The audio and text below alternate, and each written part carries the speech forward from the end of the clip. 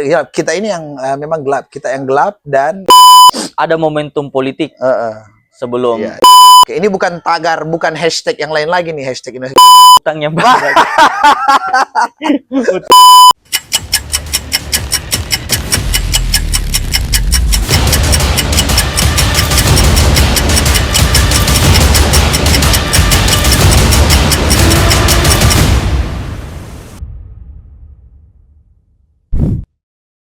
Ya, saya coba buka dengan ini, Pak Luhut, yang dia menteri apa sih sebenarnya itu tuh? Pak Luhut bilang, sebenarnya yang gelap itu kamu saja yang bilang Indonesia gelap tuh. Kalau Indonesia itu tidak gelap, kamu yang gelap. Tapi saya mau jawab begini, bilang iya benar, Indonesia itu tidak gelap, kita ini yang memang gelap, kita yang gelap dan Anda yang terang. Ya. Iya, memang seperti itu. Jadi memang mahasiswa yang terkait hashtag Indonesia gelap itu memang yang mahasiswa di situ gelap ya gelap, makanya dia melakukan demonstrasi itu ya. Awal mula pemicu Indonesia gelap ini apa? Apa? Coba kembali. Saya menganalisa ya, kalau menurut saya pribadi, saya menilai Indonesia itu gelap. Ini flashback terlalu jauh. Pada saat semester pertama pemerintahan Jokowi, itu menurut saya. Dan saya pikir disitulah mulailah Indonesia itu gelap. Jadi di saat Bung Karno, Indonesia mulai terang. Setelah itu Pak Harto, Habibie. Enggak, jangan terlalu jauh juga. Terlalu jauh ya. Jangan terlalu jauh juga menariknya begini. Oke.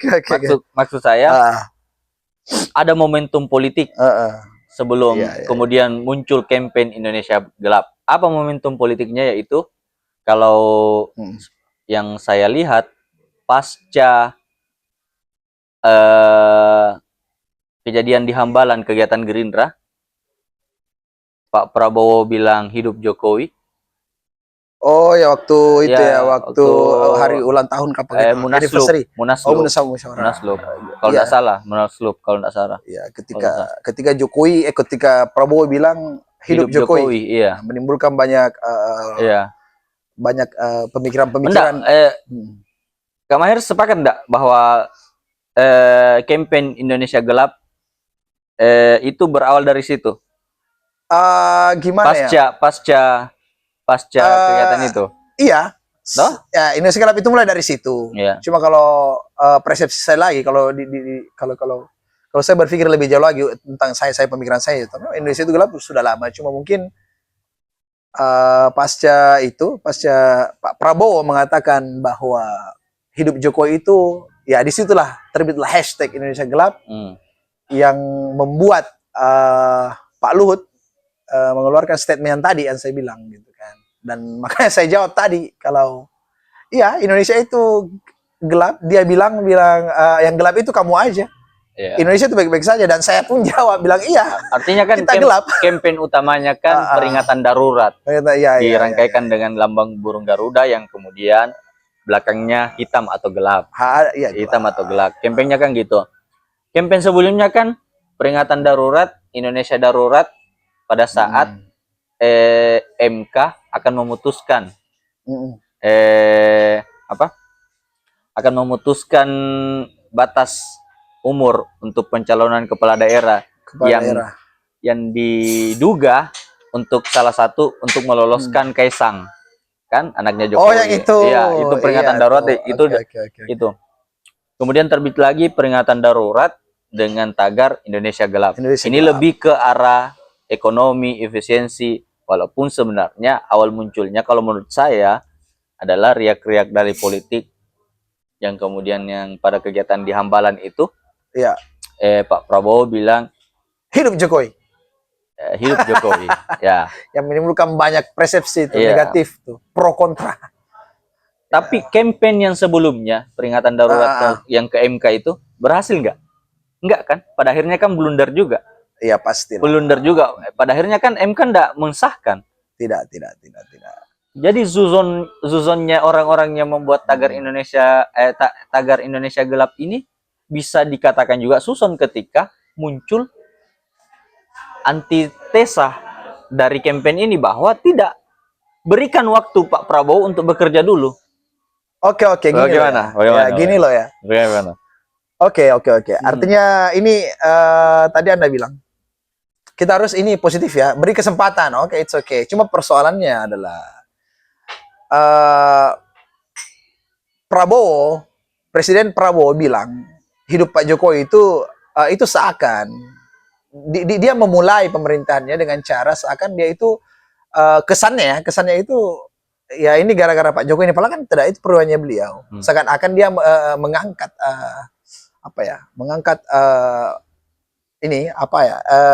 Jokowi, bahwa memang karena gara-gara Jokowi ini kesan itu muncul gitu loh, gara-gara Jokowi saya bisa begini dan macamnya. Padahal kan saya pikir itu permulaan yang menurut saya keliru bagi seorang Prabowo yang jelas-jelas beliau orang yang hebat lah dalam ini. Tapi kan mengatakan hidup Jokowi bisa diartikan dua. Hidup Jokowi karena telah membuat saya menang jadi presiden, atau hidup Jokowi karena telah mewariskan utang yang banyak. Utang yang banyak. Iya, berapa triliun kan? tuh? Iya, benar-benar. Ini harus dipahami. Saya rasa begini. Iya. Saya setuju saja dengan peringatan darurat apa dan sebagainya, bahwa memang kita harus semakin kritis terhadap pemerintahan yang ada. Tapi harus juga kita pahami bahwa tugas yang diemban Pak Prabowo itu tidak mudah. Pertama, tahun ini dia harus membayar utang jatuh tempo 800 triliun. 800 triliun. Damn, man. Dengan jumlah utang Indonesia sampai hari ini, kalau saya tidak salah ya, mohon di cross check kembali, 20.000 triliun. 20.000 triliun. 20.000 triliun itu utang kita. 100 juta kayak. Dan mulai tahun ini sudah ada yang jatuh tempo kita harus bayar 800 triliun, 2026 800 triliun lagi, 2027 800 triliun lagi, kalau tidak salah. Jadi bayangkan apa yang bisa dilakukan oleh seorang Prabowo. Jiwa kesatria seorang Prabowo ini kan diuji di sini. Dia pasti tidak akan melakukan hal yang serupa dengan Pak Jokowi dengan pinjam lagi. Mudah-mudahan. Ya, mudah-mudahan. Saya mengatakan mudah-mudahan. Mudah-mudahan. Ya, semoga tidak ya. Tapi dia akan memaksimalkan seluruh sumber daya yang ada di Indonesia untuk kemudian bagaimana kemudian membayar hutang Indonesia untuk periode tahun ini yang jatuh tempo tahun ini. Terus kedua, apakah efisiensi layak dilakukan mengorbankan beberapa sektor yang sedang berkembang di negara ini? Ya, sangat worth it dilakukan karena negara-negara lain juga melakukan efisiensi. Oke. Ya. Yang kemudian jadi boleh dikatakan paradoks, yang mungkin juga sebagai kritik saya sebagai pribadi, dengan bertambahnya jumlah kementerian. Iya, penggemukan ya. Iya, penggemukan kementerian. Ini agak-agak sedikit nggak nyambung ya. Iya, ketika kita melakukan efisiensi anggaran, ternyata kok kenapa kementerian kok ditambah? Yang pasti dia nambah anggaran. Yang paling saya nggak setuju, anggaran pendidikan dipotong. Saya pikir sektor pendidikan janganlah. Sektor pendidikan, sektor kesehatan, saya pikir itu haram bagi saya untuk justru sektor pendidikan lah yang penting. Nah, anak-anak mereka lah, sektor pendidikan lah yang menentukan, saya pikir, kecerdasan bangsa itu kan. SDM-nya bisa tinggi gara-gara pendidikan kan. Jadi kalau misalnya itu dipotong, aduh, saya pasti tidak setuju. Makanya tagar Indonesia Gelap, seperti yang kamu katakan tadi, bahwa ya itu tadi, Indonesia Gelap itu karena banyak utang. Ada banyak lagi yang menjadi saya memahaminya seperti itu gitu kan. Oke, ini bukan tagar, bukan hashtag yang lain lagi nih, hashtag Indonesia Gelap. Setelah itu ternyata ada hashtag kabur aja dulu, itu saya pikir itu rangkaian ya. Rangkaian dari karena gelap makanya kami kabur gitu.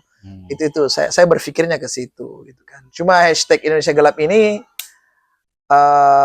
ya bagian dari itu, utang, aturan-aturan yang tidak diterapkan, belum lagi koruptor-koruptor yang Pak Prabowo tidak segera mensahkan tentang memiskinkan para undang-undang perampasan aset. Yes, padahal itu sudah lama loh itu.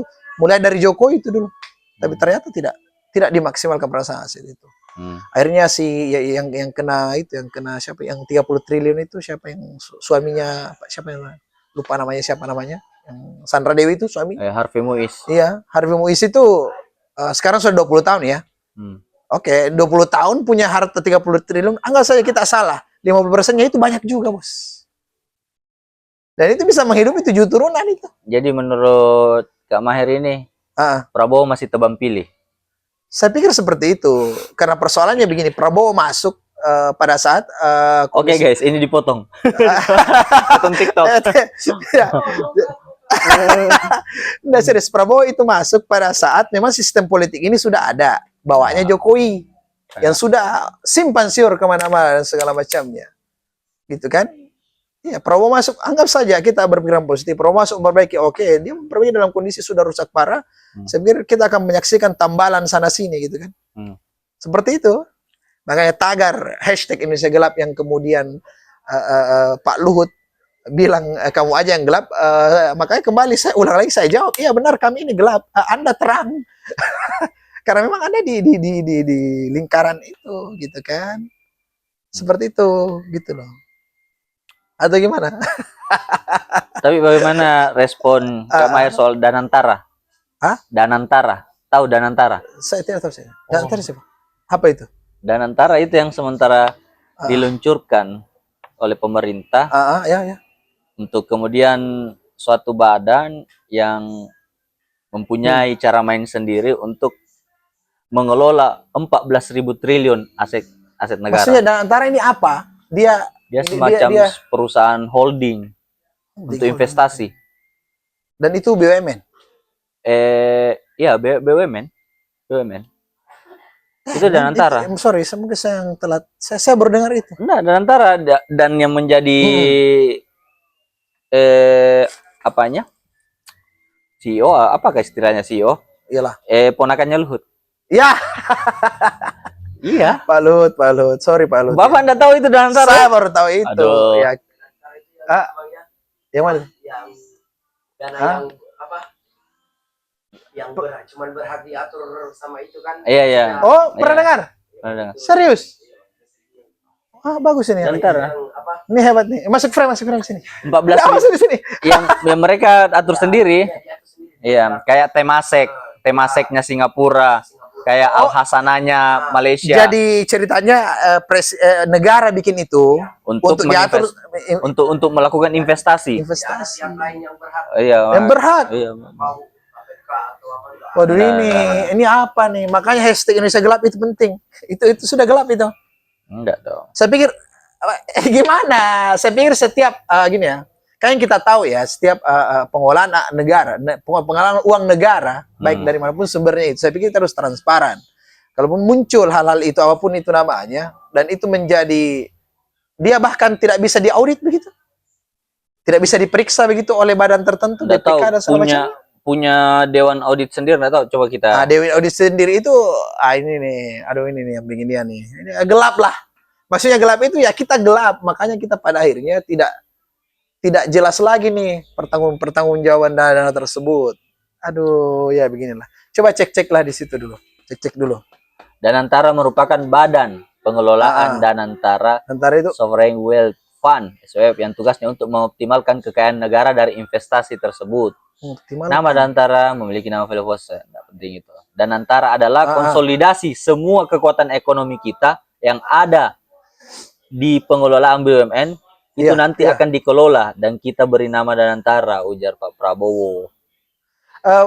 Oke. Berapa investasi yang ditampung? 14.000 triliun, 900 miliar dolar. Pada tahap awal, investasi awal Danantara mencapai 20 miliar US dollar atau sekitar 326 triliun. Iya. Dana ini bersumber dari efisiensi anggaran dalam anggaran pendapatan dan belanja APBN 2005. Jumlah tersebut ditargetkan meningkat mencapai 982 miliar dolar sehingga menjadikan Danantara menjadi Sovereign Wealth Fund (SWF) terbesar nomor 4 di dunia. Diketahui Danantara akan mengonsolidasikan lembaga pengelola investasi atau INA dan 7 BUMN. Ada 7 BUMN di bawahnya nanti Danantara. Adapun 7 BUMN di bawahnya itu Bank Mandiri, BRI. Maksudnya Danantara ini semacam asosiasi gitu? Enggak dong, perusahaan holding yang IPO. Enggak, kayak begini. Iya, tahu Temasek. Lebih simpel. Temasek beberapa perkebunan sawit yang ada di Indonesia itu dikelola oleh Temasek. Sebagai apanya di situ? Sebagai investornya. Sampai payungnya di Iya. Tuh, tuh, ya.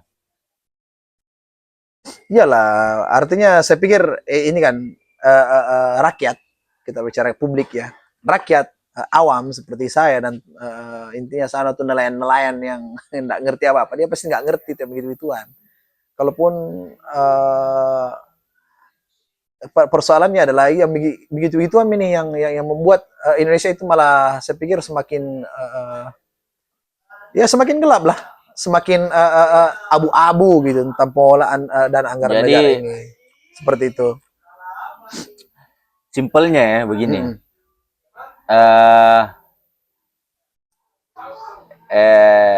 Apa ya? Begini. Iya, ya, gimana? Begini, simpelnya. Ada bahasa simpelnya nih dan antara. Daya Anagata Nusantara ya. Seorang yang dijelaskan oleh Ferry Irwandi Oke, di gimana? YouTube-nya.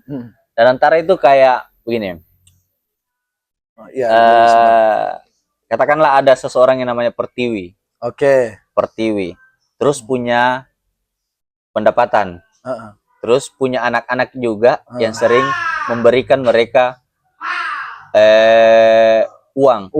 Nah, terus Pertiwi ini ingin bergabung dengan sosialita kaya, tapi pendapatannya tidak cukup untuk bergabung ke situ. Oke. Makanya aset-aset yang dia miliki dari gajinya dengan dari pemberian dari anaknya tiap bulan itu dia mau investasikan. Ada orang yang mau menginvestasikan, ada tempat untuk dia menginvestasikan, ada kelompoknya. Nah, itulah Danantara. Jadi anak-anak tadi ini adalah BUMN yang sering ngasih ke ibunya Pertiwi ini. Terus sosialista tadi ini adalah negara-negara maju yang ingin kita bergaul ke situ. Jadi ada yang mengelolakan investasinya. Tidak? Sederhananya begitu. Iya, manajer ya. Manajerial. Iya, gitu kan. Jadi ada semacam orang. Iya, makanya dewan pengawasnya tetap Erick Thohir. Erick Thohir ya. Erick Thohir. Iya, oke. Begitu. Sederhananya begitu. Nanti kita ulik lebih dalam lagi soal Danantara. Kalau misalnya itu menjadi Danantara itu menjadi memang punya efek baru kali ini di Indonesia? Baru kali ini berefek positif. Tapi di Asia Tenggara sudah banyak. Singapura. Oh iya. Singapura itu Temasek besar loh. Oh, justru besar. Dia termasuk investor besar, pengelolaan investasi Singapura yang menguasai berapa persen kebun sawit di Indonesia. Termasuk Indonesia. Iya, makanya artinya Danantara ini akan bisa dikatakan dalam tanda kutip diarahkan ke sana. Iya, akan mengusir investor yang ini. Iya, saya pikir kalau itu kami dukung lah. Iya. Cuma jelasnya lebih transparan lagi pengelolaan. Nah, itu yang jadi kekhawatiran. Justru sama-sama. Ferry Irwandi di YouTube-nya. Itu dia. Dia bilang, iya kalau ini berhasil. Kalau tidak, benar. Iya. Mereka yang ada di dalam Danantara mementingkan kepentingan kelompoknya saja akan seperti itu. Iya. Kalau saya potensi itu ada. Potensi itu akan selalu ada, apalagi melibatkan uang miliaran. Bukan berarti kita berpikir negatif terhadap mereka. Iya, potensi itu ada, tapi berani enggak mereka melakukan hal-hal itu di zaman kepemimpinan Prabowo? Itu bukannya Pak Prabowo yang keluar kan? Iya, justru maksudnya ketika misalnya dia melakukan hal itu berani tidak? Iya, orang-orang yang ada di dalam Danantara itu berani enggak bikin penyimpangan di zaman Pak Prabowo. Atau apa? Ayo, siap-siap. Ya, we don't know, man. Ini persoalannya adalah orang-orang yang kamera tahu Danantara. Situ saya baru dengar. Enggak, justru harusnya berkaitan semua dengan Indonesia gelap itu. Iya, pastilah. Maksud saya adalah Danantara atau ini kan antara yang dimasukkan di situ kan pasti orang-orangnya Prabowo. Iya, peluncurannya hari ini kayaknya. Peluncurannya hari ini dan dihadiri SBY dengan Jokowi. Sama-sama. Jokowi lagi. Jokowi. Kenapa Ibu Mega tidak diajak? Enggak mau datang mungkin. Mungkin diajak tapi enggak mau datang, enggak tahu. Gara-gara Jokowi ya. Apapun gini ya. Orang-orang di atas ya terserah kepentingan politik lu apa, cuma yang jelas ya transparan gitu loh, yang tidak menimbulkan kecurigaan publik terkait itu. Makanya hashtag Indonesia Gelap itu ya itu ketika ada program saya pikir memang harus jelas ini loh kesana loh. Iya. Ini loh kesana loh. Kalau menurut saya, hemat saya, Badan Pengelolaan Investasi memang perlu di Indonesia. Perlu. Karena begini. Salah satu indikator untuk menjadi negara maju ya itu. Karena beberapa apa? Komitmen-komitmen ekonomi bisa didapatkan dari situ. Iyalah. Artinya kita bisa memonopoli. Indonesia sudah harus sebesar itu. Saya sepakat gini loh. Makanya tadi pokok persoalannya selalu bukan di situ. Pokok persoalannya adalah pengelolaannya gitu loh. Itu jalan dikelola itu transparan enggak? Terus bagaimana sih pertanggung-pertanggungnya? Iya, makanya di situ. Itu di situ. Makanya di situ. Nah, sekarang Anda tadi bilang kalau misalnya berani tidak orang-orang yang dalamnya itu main di zamannya Pak Prabowo. Oke, persoalannya setiap orang di situ orangnya Prabowo. Okay. Sepakat ya. Saya pikir sepakat. Oke, selanjutnya apa ini? Apa selanjutnya? Enggak sih, artinya enggak mungkin dia main. Saya masuk ke sana, enggak mungkin dia main ya orangnya Prabowo. Gitu kan. Kalaupun ada hal tertentu berarti ya Prabowo-nya main. Tidak. Prabowo-nya main. Tidak. Berani. Jangan ya, tidak ya Pak Prabowo ya. Oke, ini persoalannya adalah ya kayak yang kita bicara setiap itu setiap pengolahan itu harus jelas gitu, jelas. Makanya tidak terciptalah hashtag Indonesia Gelap. Supaya pemikiran kita juga tidak gelap terhadap hal baru seperti itu gitu kan. Ditambah lagi sekarang hashtag Indonesia Gelap, hashtag kabur aja dulu. Kabur aja dulu dari Indonesia Gelap, karena Indonesia gelap makanya orang hashtag kabur aja dulu. Nah, itu nanti di sesi lain. Kabur aja dulu itu suaranya besar sekali. Banyak itu pembahasannya. Jadi intinya Indonesia Gelap langkah yang tepat untuk mengkritisi pemerintahan yang sekarang. Iya, saya pikir tadi transparansi setiap kegiatan-kegiatan yang baru muncul terkait pertanggungjawabannya, ya kan? Persoalannya adalah masalah transparansi sebenarnya. Masalah kemarin kayak PIK dan segala macam kan tidak transparan, sekarang sudah mulai hilang. Itu sih yang membuat orang tiba-tiba. Tapi Kak Maher, setuju enggak dengan penambahan jumlah kodam? Tiap provinsi ada kodam. Apa itu kodam? Kodam komando tentara. Iya, tentara. Oh, saya enggak ada masalah. Kalau saya sendiri pribadi, ini dengar dulu. Efisiensi tapi tambah. Dengar dulu. Ada sektor yang harusnya ditambah. Ada yang dikurangi, saya sepakat. Kalau sektor yang harus ditambah, keamanan negara saya pikir penting. Oke? Nah, yang kedua pendidikan. Jangan melawan setiap kesehatan. Saya pikir inilah tiga ini. Yang keempat pertanian. Saya pikir empat ini yang penting nih. Yang lainnya efisiensi tidak ada masalah kalau saya ya. Kenapa? Karena ini kalau ini yang topang luar biasa ini. Gitu kan? Misalnya di pendidikan lebih pendidikan lah, SD, SMP, SMA. Universitas itu penting sekali. Gitu kan? Bukan malah yang dihilangkan, sektor yang dihilangkan ya polisi, bukan. Tidak, sorry. Maksudnya sorry, ada tidak. Jangan sampai pacena polisi tuh, woy. Ya, saya punya sepupu masuk polisi juga. Ya kan, sudah lah ya.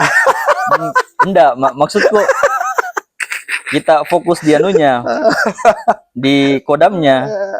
Ya, kalau saya karena sektor keamanan saya pikir saya sepakat saja. Tapi kalaupun di sektor lain kan ada juga yang ditambah, itu yang tidak perlu malah dikurangi gitu kan. Misalnya peleburan satu kementerian itu saya sepakat sekali. Itu tidak perlu lagi dipisah misalnya. Malah ini kan malah nambah. Tapi kalau untuk orang penambahan saya tidak ada masalah kalau saya, karena itu terkait keamanan negara. Tapi di tempat-tempat tertentu. Kalau saya. Ya targetnya 38 provinsi. Oh, semua. Iya, itu kan membengkak itu. Oh, pasti. Mulai dari gedungnya. Ya, semacamnya ya. Sarana dan prasarananya.